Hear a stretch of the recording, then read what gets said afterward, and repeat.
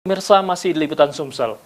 Memanfaatkan lahan pertanian yang disewanya seluas 1 hektar, seorang petani di Desa Trikoyo, Kecamatan Tugu Mulyo, Musirawas berhasil meraup keuntungan puluhan juta rupiah dari usahanya bertanam melon untuk bisa dijual pada bulan suci Ramadan.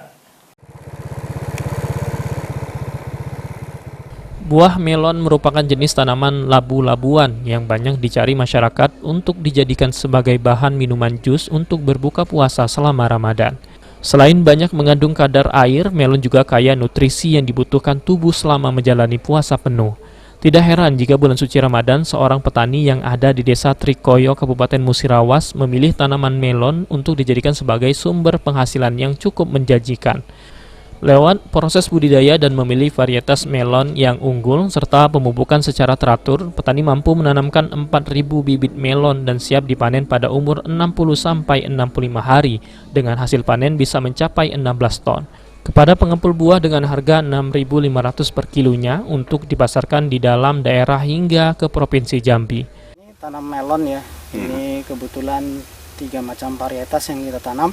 Kemudian luasan lahan yang saya tanam ini kalau orang sini bilang 1 bau, jadi kurang lebih 1 hektar kurang sedikit. Dengan populasi tanaman kurang lebih 4.000 batang, karena jarak tanam yang kita pakai ini 1 meter sampai panen. Kalau untuk yang dari PM, panah merah, yang Alina dan New Modesta, itu 65 hari sudah bisa dipanen, Agung.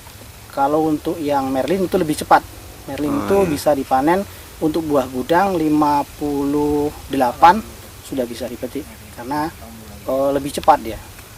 Alhamdulillah kalau pemasaran sendiri nggak mengalami kesulitan karena pemasaran ada rekan ya, gudang yang mengambil buah ini keseluruhannya, yaitu Pak Keswan, dia dibuang. Petani melon pun memanfaatkan bulan suci Ramadan untuk mencari keuntungan hingga 80 juta rupiah dibandingkan bulan biasanya.